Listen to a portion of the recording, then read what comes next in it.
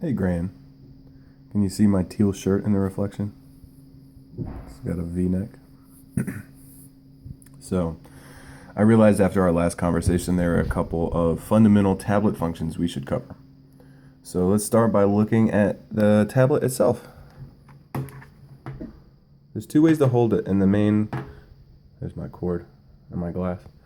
The main way to hold it would be holding it upright like a book, and you see that dot, which is placed right at my third eye right now?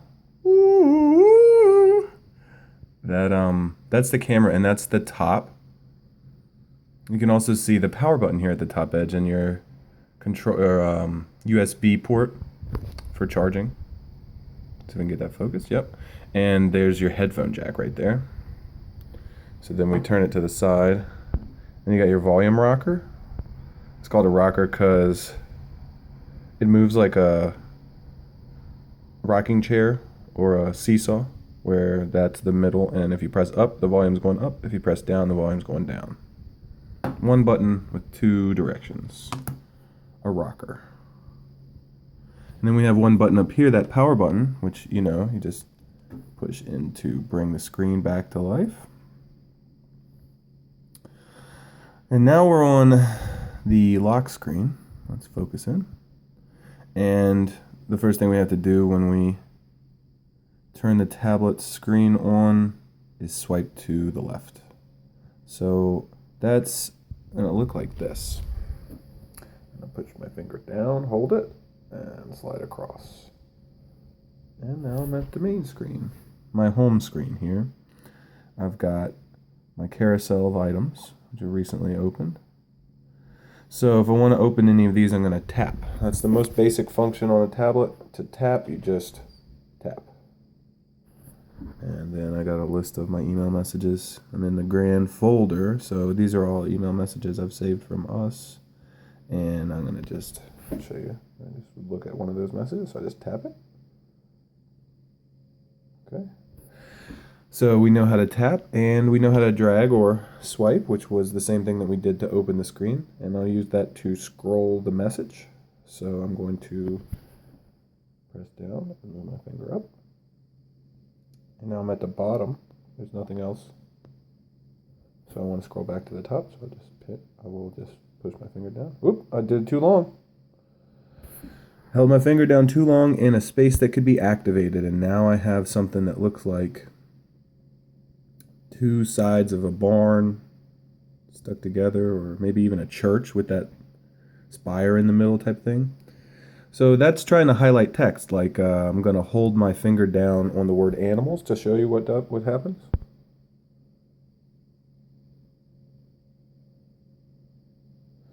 So I held my finger down on the word animals for a couple seconds, maybe 2 seconds, and then it highlighted the word. And these are the borders of highlighting. So if you ever wanted to copy something instead of having to type it out, you can hold your finger down on that word.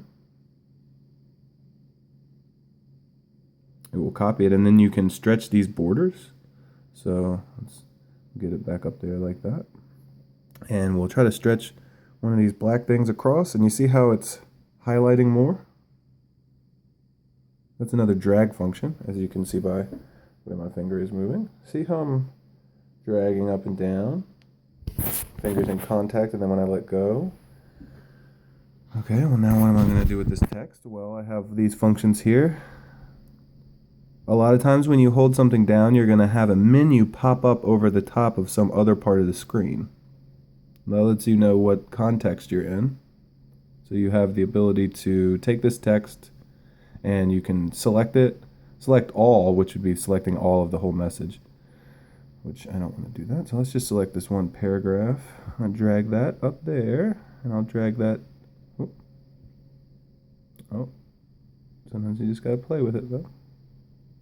It's not as precise as using a mouse and keyboard, but still gets the job done. And let's copy that. And then I'll just reply.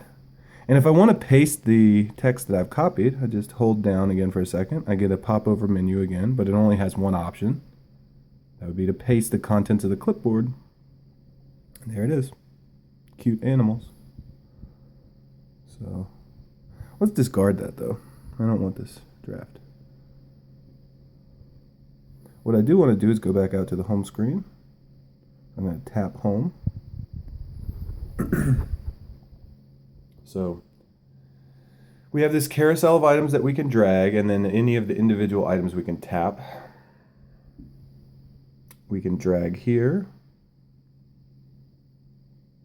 And there's a faster drag, like a flick. So it would be just a quick flick, quick flick, quick flick. So your finger goes, just to do it in slow motion, it's like your finger goes down, toward really quickly. Whoops, don't want to grab that. Down and toward really quickly. And flicks down. So whenever you're doing dragging motions, or if you ever end up needing to press down onto something just to get your bearings, be careful not to do that on an icon, because when you do, you enter into a context where you're changing the icons. And that can be really useful because, say, I use the camera more often. I want to select it and move it around. So I'll hold the camera. It bumps up at my finger, and then I can move it. I can move these around, change their placement, because these are the most common ones I use. Flick back. So let's go back into email and look at that flick, which would be like this. And it scrolls the whole, maybe not the entire length, depending on how long it is. Like if you go to a web page, let's take a look at that. Go into our Silk browser for the internet. I'm offline. You're offline. So this is a good example of a page where it just scrolls. It's a long page. So if I want to get to the bottom of the page, I could do this and this and this and this, and it keeps on going over and over and over. Okay, Virginia won against William and Mary, but this is old, so this is loading an old version of this page. But it's still too long, so I don't want to have to keep doing this thing I'm doing with my finger. I mean, you can see the motion again. I'm just dragging it down. We've talked about this being like a long newspaper or a scroll under glass where it's all one sheet and you're just pulling it within their viewfinder. So it's like there's more news down here, so I have to drag it up so I can scroll down.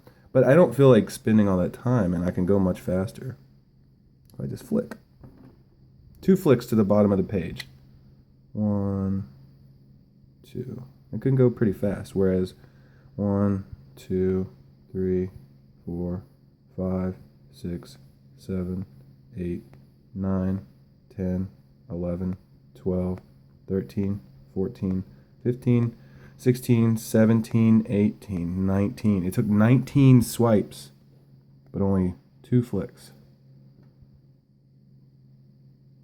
It seems to have some speed to it where it's emulating a moving wheel, and then if it's already moving and you hit it again, it adds to that momentum. So this has a lot to do with how fast you flick your finger as to how far it's going to go. See, that time it didn't go to the full 2 flicks, did not get all the way back up to the top of the page quite. And then maybe if I did it really fast once, woo! I got close, like 3/4.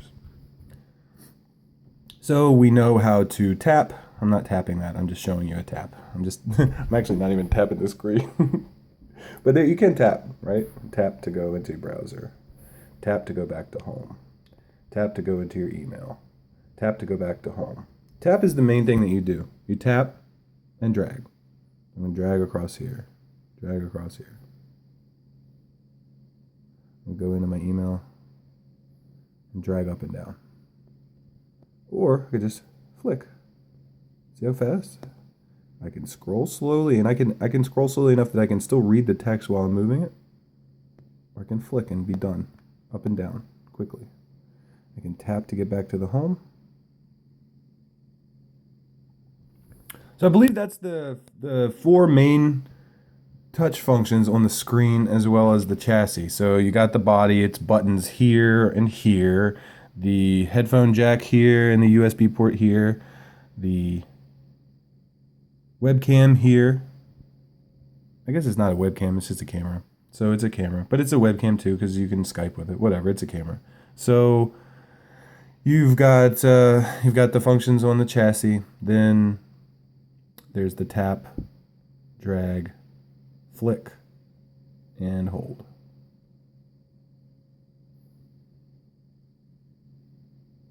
Okay, love you.